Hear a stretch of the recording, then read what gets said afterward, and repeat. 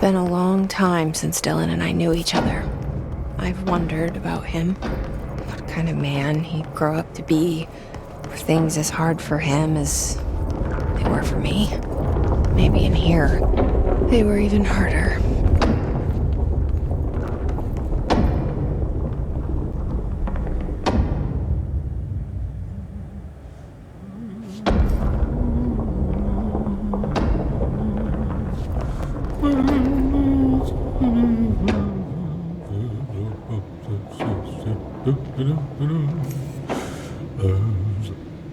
Oh, hello.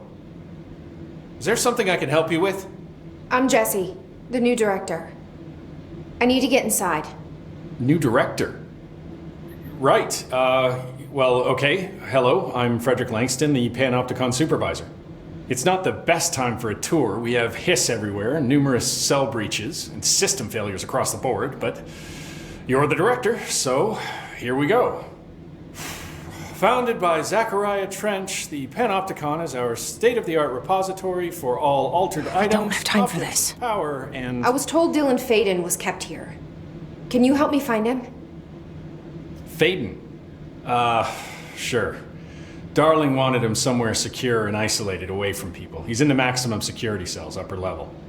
But there's currently a pressing matter, ma'am. We've got an object of power loose in there. It's wrecking the place. The Benikoff TV, it's a real doozy. Salvador took a team in to handle it, but no one's heard from them for hours. This is a Category 5 OOP we're talking about, and if we don't contain it soon, it will tear the Panopticon apart. And we don't want all those altered items getting loose, ma'am. No, trust me. Dylan's in there. Open the door, Lэngstton. I'll handle it. If you say so. I usually tell first-timers not to touch anything, so, just do that. Here, I'll get the door for you. And please, ma'am, call me Fred. Thanks, Lэngstton. So many cell breaches. I guess life's a breach, huh?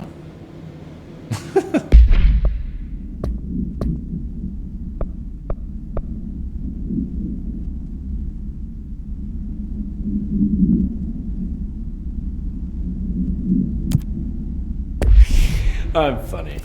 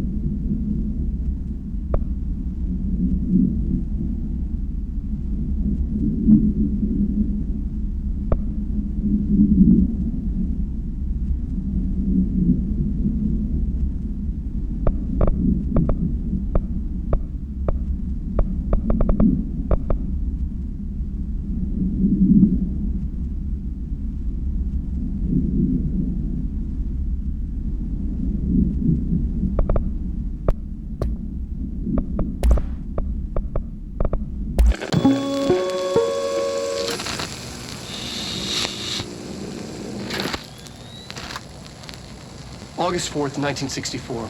We discovered the oldest house while investigating a suspected altered world event case in the New York City subway tunnels. The agents found their way up into the building. Once we became aware of it, it was there. For the rest of the population, it was hiding in plain sight, a slippery blind spot, seemingly discouraging observation. It's a place of power. An ongoing AWE of its own, seemingly adhering to its physical outer constraints and yet constantly breaking the known boundaries of reality. It's unstable, shifting. Note, for more details on control points and the research and process to stabilize and secure the core sectors, refer to a separate presentation. After extensive research and investigation, the Bureau made the building its headquarters on November 13th, 1968. The Federal Bureau of Control was never out in the open. This was always an obfuscated, classified top secret operation. So imagine our surprise when the building's observation-resistant aspects began in some unquantifiable way to affect the Bureau as a whole.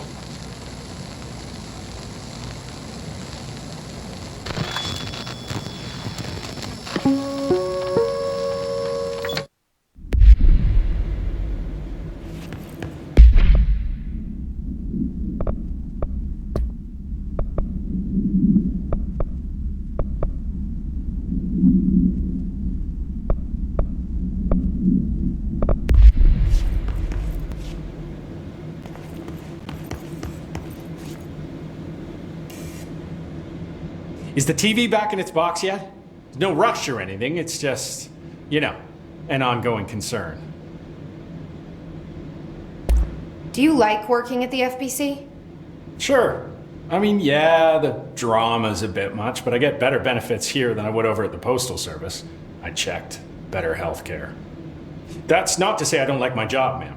Been here over 15 years. No one knows the Panopticon collection better than me. I'm, close to them, in a way. I can't tell if that's creepy or normal here. How do you keep the altered items under control? It depends on the item. Each one has different needs. Ritualistic touches go a long way. Singing to them. Did he say Flipping the singing? lights 3 times, that sort of thing. It's not superstition if it works. What's the difference between objects of power and altered items? Think of them like storms. Objects of power are like tropical cyclones or hurricanes for the uneducated. They're big, rare, and scary. Of course, directors can just bind the OOP and become the eye of the storm. Altered items are more like weird thunderstorms. Some may rain frogs, some may rain corn, but they all rain something. And how does the hiss factor into all that? It's changing them, making them aggressive. Now they're all raining, I don't know, knives. Knife rain. Nice metaphor. Did you work closely with Trench? Oh, he spent most of his time with Darling and all them. The inner circle. Not that I care. Trench certainly had his favorites. He did stop in occasionally to scowl and smoke. Did you know the Bureau has a no smoking policy? It does. Just not for Trench. Still, he is the one who put aside funding for the Panopticon. The man did have vision. How did you get this job? Started as a junior agent because my uncle knew a guy. From there I got put on a desk until an accident left the containment sector severely understaffed. At which point I got bumped up to management. Put in a steady 8 hours a day for another 10 years and voila, supervisor. I just picked up a gun. Or a gun picked me.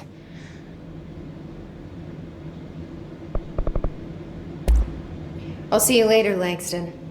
I'll be here, like always.